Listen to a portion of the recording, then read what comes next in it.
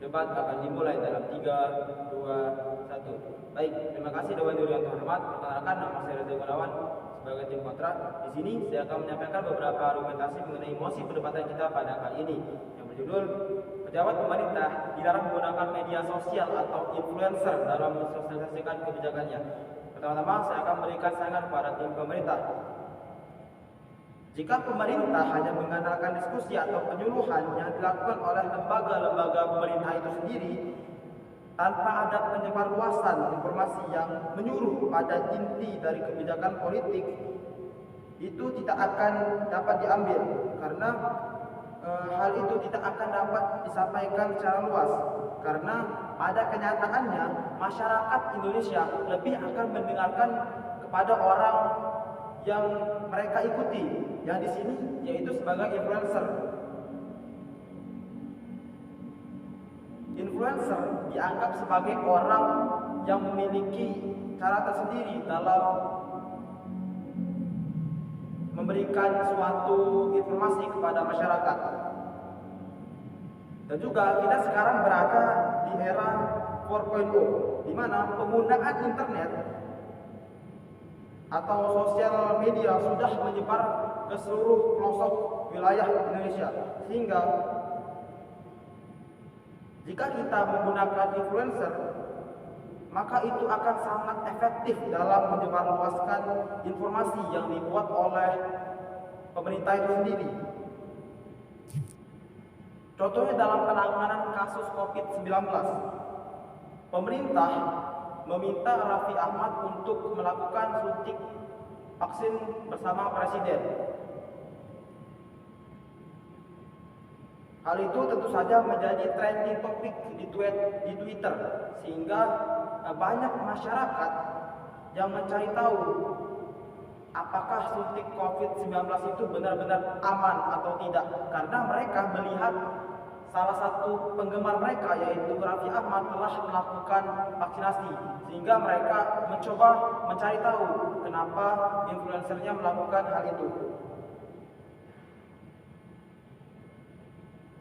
Baik, sekarang saya akan memberikan argumentasi mengenai mosi kita pada kali ini. Pemerintah dilarang menggunakan media sosial atau influencer dalam mensosialisasikan kebijakannya. Menurut saya ini adalah hal yang sangat tidak benar atau tidak efektif. Karena jika pemerintah menggunakan media influencer untuk mensosialisasikan kebijakannya, itu menunjukkan bahwa pemerintah benar-benar menghargai atau memanfaatkan sumber daya Indonesia itu sendiri. Karena influencer adalah orang-orang yang memiliki potensi dalam hal menginformasikan informasi kepada masyarakat. Influencer mempunyai peran penting dalam era transformasi dan era informasi yang ada pada era digital sekarang ini.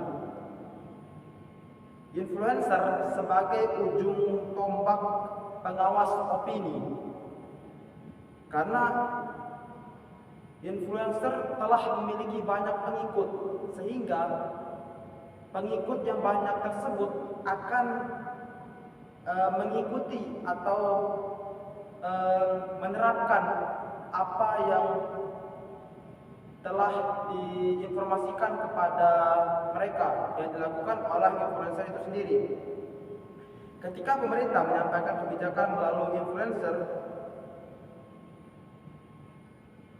kemudian influencer menyebarluaskan kepada masyarakat di media sosial, itu akan lebih banyak mengundang tanggapan dari masyarakat Indonesia,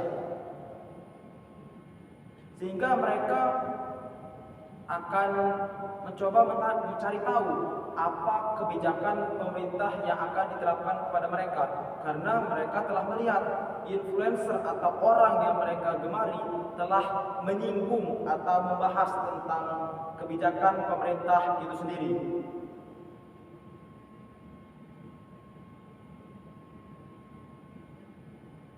Selain itu, penyebar luasan informasi akan berlanjut dari pengikut influencer kepada pengikut influencer lainnya, sehingga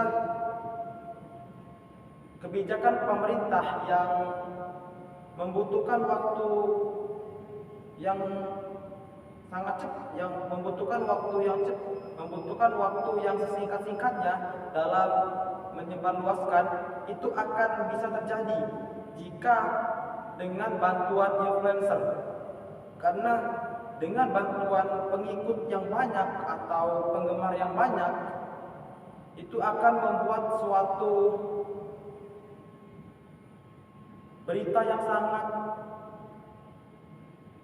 panas untuk diperdebatkan, sehingga mereka akan beramai-ramai untuk mencari tahu tentang kebijakan pemerintah yang akan diterapkan kepada mereka.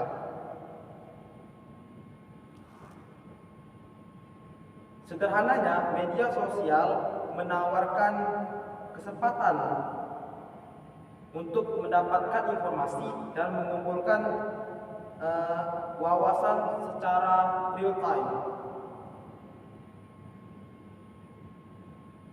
Dan influencer media sosial memberikan suatu jaminan atau tanggapan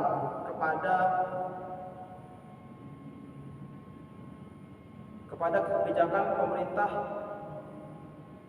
itu sendiri. Saya akan memberi contoh, jika pemerintah tidak akan mungkin semena-mena dalam memilih atau mencari influencer yang akan diberikan tanggung jawab untuk mensosialisasikan kebijakannya. Dari data Kompas artikel yaitu kompas.com pada tahun 2021, Jerome Pauline menanggapi bahwa untuk meningkatkan mutu pendidikan maka dibutuhkan guru-guru yang berkualitas. Itu adalah salah satu kebijakan pemerintah yang ingin diterapkan untuk memajukan pendidikan di Indonesia, sehingga itu sangat banyak mengundang perhatian dari masyarakat. Karena sebagai influencer yaitu Jerome Pauline, tentu saja banyak sekali anak muda yang tertarik dengan apa yang dibahas oleh Jerome Pauline.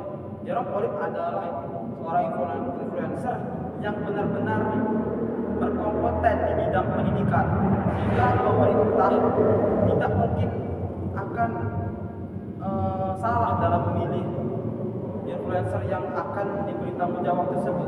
Pemerintah pasti akan berhati-hati dalam memilih seseorang influencer yang berhak diberi tanggung jawab untuk mensosialisasikan kebijakannya. Oleh karena itu, saya tetap tegas kontra terhadap mosi debat kita pada kali ini, yaitu pejabat pemerintah dilarang menggunakan media sosial atau influencer dalam mensosialisasikan kebijakannya. Sekian dan terima kasih.